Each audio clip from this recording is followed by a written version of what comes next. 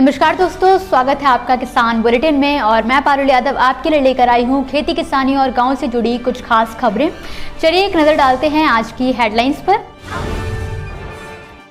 आने वाली 20 तारीख से होगी बिहार में रबी फसलों की खरीद, तय एमएसपी पर की जाएगी खरीद। लंबे समय से चल रहे किसान आंदोलन में मौजूद किसानों की ट्रॉली में लगी आग, घटना में कोई हताहत नहीं।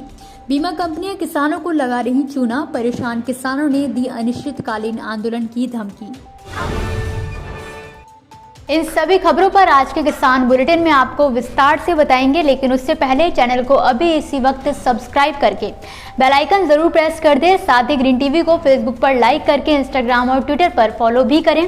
इसी के साथ दोस्तों, आप ग्रीन टीवी के फेसबुक ग्रुप किसान की मन की बात से जुड़कर अपने मन की बात सीधे पहुंचा सकते हैं ग्रीन टीवी तक। तो चलिए अब बढ़ते हैं खबरों की तरफ।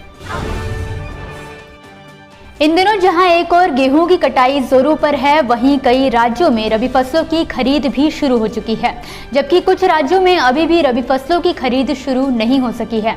इसी तरह जहां बिहार में रबी फसलों की खरीद पहले 15 अप्रैल से शुरू होनी थी, लेकिन अब इसकी तारीख बढ़ाकर 20 अप्रैल कर दी गई है। राज्य सरकार की माने तो केंद्र सरकार द्वारा तय न्यूनतम समर्थन मूल्य पर आने वाली 20 अप्रैल से चना, मसूर व गेहूं की खरीद की जाएगी।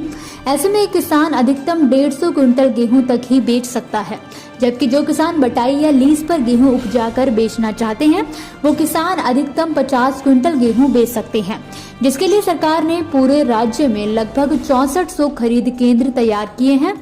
जाहिर है, अब तक केंद्र सरकार 23 फसलों का न्यूनतम समर्थन मूल्य तय कर चुकी है। ऐसे में आने वाले दिनों में बिहार में उसी हिसाब से गेहूं 1975 रुपए प्रति क्विंटल, चना 5100 रुपए प्रति क्विंटल और मसूर भी 5100 रुपए प्रति क्विंटल की दर पर खरीदे जाएंगे, जिसका भुगतान किसानों को 48 घंटे के अंदर किया जाएगा।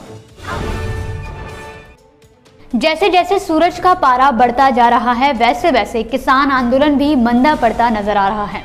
ऐसे में बीते रोज कुंडली बॉर्डर के धरना स्थल पर मौजूद रसोई ढाबे के पास गुरुवार दोपहर को किसानों की 2 ट्रॉली में आग लग गई, जिसके चलते वहां मौजूद किसानों में अफरा तफरी का माहौल पैदा हो गया। इस दौरान ट्रॉली में मौजूद 6 किसानों ने किसी तरह भागकर अपनी जान बचाई। वहां मौजूद एक किसान रंजीत सिंह की माने तो ये आग उनकी ट्रॉली के पास मौजूद अन्य ट्रॉलियों में लगी, जिसे देखकर किसानों ने शोर मचाना शुरू कर दिया और अन्य किसान वहां से अपनी ट्रॉली समय रहते हटा पाए। बीमा कंपनियां किसानों को किस तरह से चूना लगाती हैं, इसका उदाहरण हाल ही में हरियाणा के हिसार में देखने को मिला है, जहां बीते साल अगस्त में हुए सफेद मक्खी के हमले और ओलावृष्टि के चलते किसानों की फसलें बर्बाद हो गई थी। वहीं उस समय सरकार ने भी माना था कि जिले में किसानों की फसल 50 से 80% तक नष्ट हो गई है। वहीं उस समय सरकार ने भी माना था कि जिले में किसानों की फसल 50 से 80% तक बर्बाद हो चुकी है। ऐसे में उससे पहले अनेकों किसानों ने अपनी फसल का बीमा ये सोचकर करवाया था कि अगर उनकी फसलों को कुछ होता है तो बीमा कंपनियां मुआवजे के तौर पर उन्हें पैसा देगी, जिसके चलते किसानों ने लगभग 1650 रुपए प्रति एकड़ जमा कराए थे।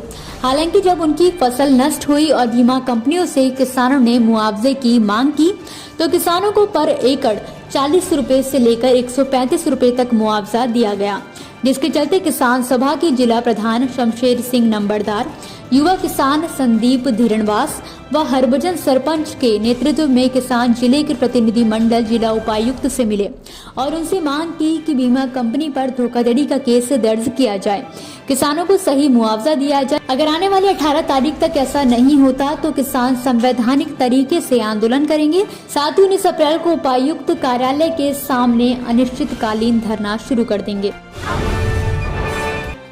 तो दोस्तों, आज के किसान बुलेटिन की बड़ी खबरों में फिलहाल के लिए आप मुझे दीजिए इजाजत। नमस्कार। अगर आप चाहते हैं कि ग्रीन टीवी इसी तरह से किसानों को सशक्त करने के लिए कार्य करता रहे, तो आप भी इसमें अपना सहयोग दे सकते हैं। डिस्क्रिप्शन पर जाकर दिए गए लिंक पर क्लिक करें, पेटीएम करें, NEFT और क्रेडिट कार्ड के जरिए भी आप हमें सहयोग दे सकते हैं।